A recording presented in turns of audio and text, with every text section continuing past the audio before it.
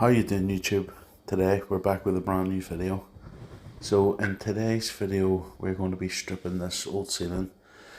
We got a phone call from the client telling us that you can see the big patch here on the right hand side of ceiling that came down. This came down and almost hit him. So I'd give him advice that it would be probably best stripping almost all of the ceiling and redoing it. Now he insisted that he wanted the coving saved, so you can see here we're going to cut the whole way around the ceiling with the angle grinder, so that when we take the old plaster off, that the coving doesn't come. Also, the coving was pretty well stuck solid anyway. There wasn't too much movement. There was like one or two bits where the coving was a bit looser, but because we're cutting with the angle grinder, we're obviously going to get a lot of dust here now. It does sort of dissipate a little bit, but it does be a bit dusty. You see just through the dust cloud that I've just got a hammer and I'm just gently tapping the plaster. This is an old lime plaster, and the lime is over the top of lath. So the term that most people would use for this would be a lath and plaster ceiling. And basically what happens is that over time the lime plaster loses its key. So when they're putting this on, when they're putting this kind of plaster on, they push the lime into the wood and it squeezes through the gaps in between the wood, and that's basically how it's stuck to the ceiling. And over time the bits of plaster that get squeezed through and the plaster that's on the ceiling, they break apart just through vibration, walking on floors, dropping things, and just general wear and tear over time. It will happen till every old lime ceiling eventually,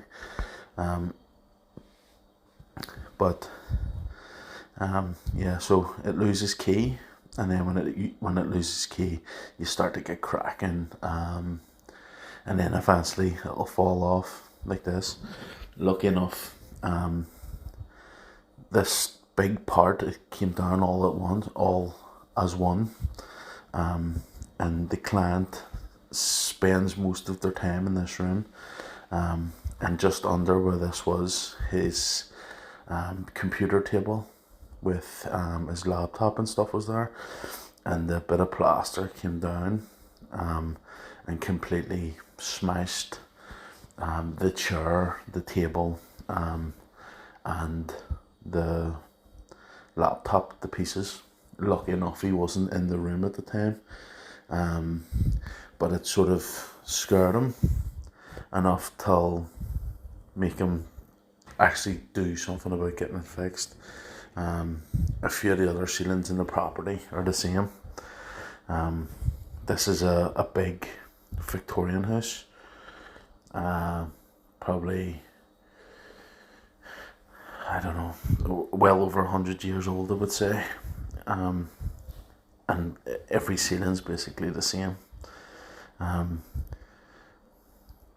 just want to take this opportunity to let you know that I have, if you want to support me in the channel, and when I say support me in the channel, I mean any money that I do receive will be put towards camera equipment and basically reinvested back into the channel. But you can go to Patreon. I have a Patreon there, and there's different tiers. You can get different things for the tiers, but also in the description of all the videos there's affiliate links, Amazon affiliate links, and all you have to do is click on the link. If you want to buy, the links are for tools that I use day to day, and if you want to buy the tool through my affiliate link, then I get a commission basically. Even if you don't buy the tool, you just go and you know, say you clicked in the fillet link, didn't want the tool, clicked in the search bar and looked for toxic, you know, a battery pack or something, you know, I would still get a commission. So that's a good way to support the channel if you just want to do so. The last video I posted of me doing this, it was actually the apprentice that done it, and he didn't have a dust mask or anything on, and you can see here, absolutely I have dust mask, ear protection, and a pair of goggles. I've also covered every part of my body, because the last thing you want to do is get this dust in your lungs or eyes, or you can see here I've actually lifted the goggles up. I've done this because when you sweat into these goggles, they like steam up, and if anybody knows of a brand of goggles that don't actually steam up when you're working, or even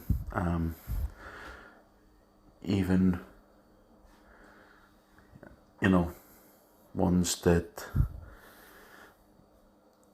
basically don't steam up. You see here I'm giving them away because I'm about to use the saw again.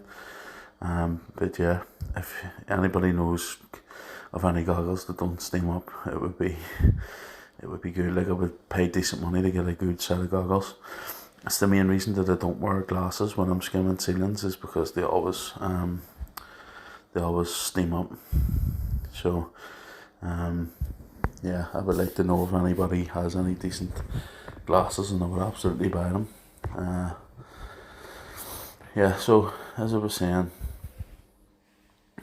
you have to be very careful when you're taking this stuff down too, because sometimes it comes off, as you can see here, just a bit at a time, but other times it comes off in big massive chunks.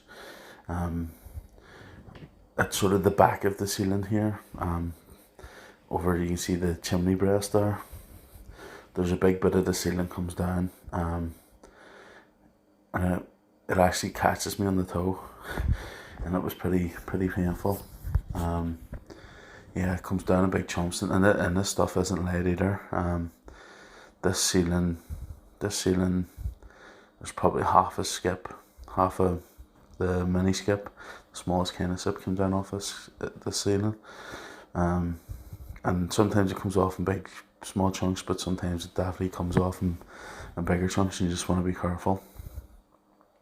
There's also bits of this ceiling that's plasterboard, and like in the last video, I left the plasterboard up,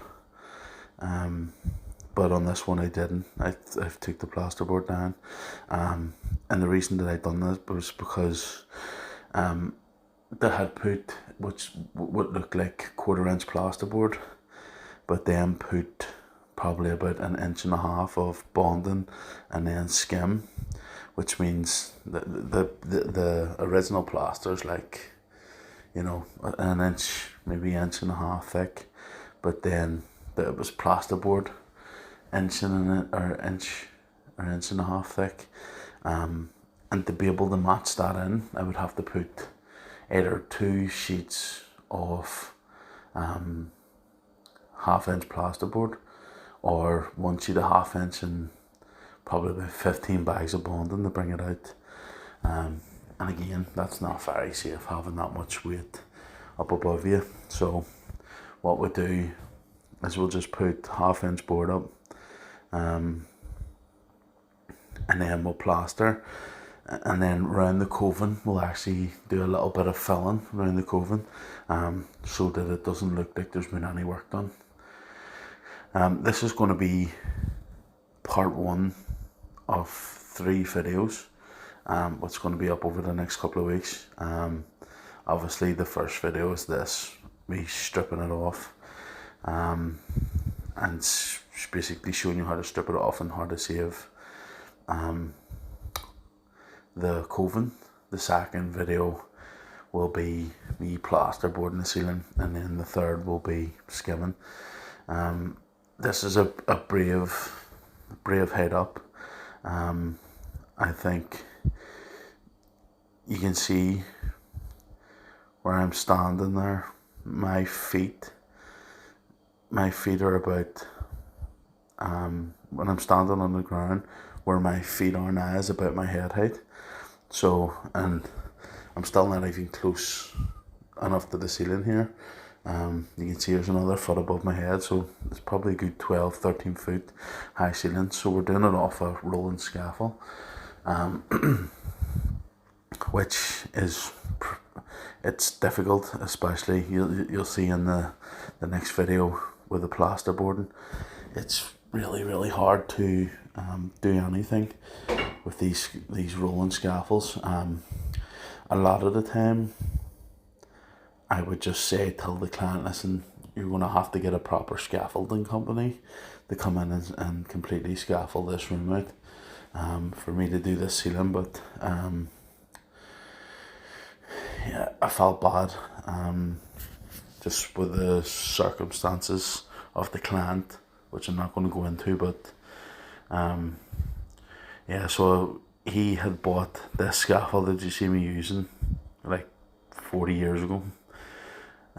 Well, maybe not 40, 10-15 years, it's super old, like, and he asked me could I use that rather than rent one. So that's the reason I'm doing this off a rolling scaffold. But it was also very difficult to skin this ceiling because you can only do a small bit at a time. It's like the platform's like 6 foot by 4 foot, so you know you're basically doing a board at a time, which takes a bit of time. But luckily I've got a bit of help, so hopefully it'll go a little bit faster.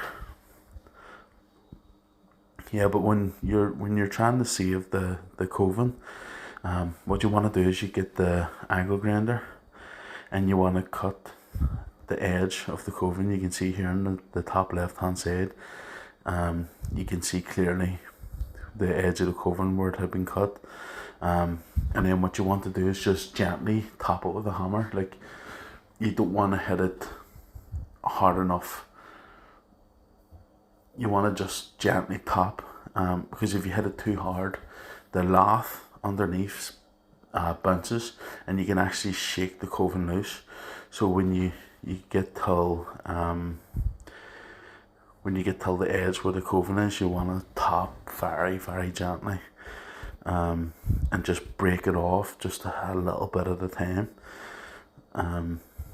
That's the best way to do it. Don't get me wrong, if this coving hadn't been in such, like, I'd actually explained to the guy that there's a good chance that the coving would probably come down, and it's good to do, like, if you're going to be doing this kind of work, that you make it clear that there's a possibility the coving could come as well, and that you won't be liable if that does happen. Because if you say to the person, yes, I'm going to 100% save the coving, definitely, and then the coving all comes down, then you're leaving yourself liable to not being paid, or, you know, maybe even being sued for having it replaced. And the price of getting this old school plaster coving done, like, it's crazy money. You would probably, a room like this, you'd probably be talking a couple of £1,000. So you definitely have to point these things out. Also with this job, like, this is a big fancy house, but it's really run down. Like, there hasn't been a whole lot of upkeep done, especially in the last sort of 10-15 years. So everything's deteriorating, including the walls. And actually in the next video, I take a chunk out of one of the walls with a plasterboard prop, a dead man prop, which I end up having to fix. So you have to be super careful. Also, these are like single glazed windows, and just everything's more fragile, so you have to be super careful. Also, when you're taking these ceilings down, especially, but even when you're plasterboarding, you better sort of enclosing the room as best you can. You can see here, just if you, the door on the left hand side, you can see an orange thing. That's actually a cover that I've taped till the door. And then on the floors I've put my dust sheets down, and then over the top of the dust sheets I've put the brand name would be Cortex, but it's like it's a 6x4 sheet of like hard plastic. You can buy it from B&Q. You can't get it from different builders yards and stuff, but the difference in price is mental. B&Q sell for like £5.60, and then the builders yards are looking £8.70 or something for it. So you see here, I'm just cutting around the light fitting. Again, with the light fitting, because it's hanging so far down, if I was to take the plaster out from underneath, there would be a massive gap. So what we do is we cut around it in a square, and you can see it just leaves a nice square edge around it, and it means when we're plasterboarding then we don't have to worry as much,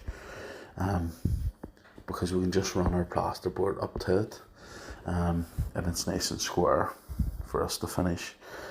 So I just want to take this opportunity to let you know again that if you want to support me, you can go over to the Patreon. We have different tiers, different things. Just go over and have a look. And also the affiliate links, Amazon affiliate links in the description. It would probably be the best way to support me. I would appreciate it. You see here again, we're cutting with the angle grinder. An angle grinder is a must on a job like this, if you're going to be saving coving. A multi-tool works as well, but not as well. An angle grinder, you can get a nice straight edge. I don't know, maybe because that's the way I've done it my whole life. It's just what I find easier. But yeah, angle grinder's a good job, and then just a hammer and an angle grinder is all you really need. And just take your time. You don't really want to take the lath off. This house was different because the lath was put on perfectly, but in sort of like cheaper built houses, like the 2 up 2 downs, sort of post-war houses that are all Lath and Plaster name, they overlap these bits of wood, so you get big humps and bumps all over the ceiling. And that's not to say that there isn't humps and bumps in the ceiling, but it's just not due to wood overlapping. You can definitely tell that the difference in the workmanship on this house, which is like a big massive 6 bedroom, like this is a rich person's house, and the 2 up 2 down post-war houses that are basically 3 up. So it just shows you, even back then there was a big difference between, like, you know, boys that were working on this kind of house and boys that were just throwing houses up, cheap and cheerful. So we're getting almost till the end here. It's always a good idea, once, like when you're doing this, is to take some time, let the dust settle before you start cleaning up. If you let the dust settle, then you know that you're not going to brush, and then 10 minutes later there's going to be more dust because it's still settling. Go out, like I stripped this. I got here at this job at 8 o'clock, and it took me till just after 1 to strip the ceiling and cover everything up, close the doorways off, cover the ground and all that sort of stuff. Set up the scaffold. There was a few things left. But yeah, basically that's it for this video, guys. Thanks for watching. If you enjoyed it, like and subscribe. Check out the social media. Facebook, Instagram. Thanks for watching, guys. See you in the next video.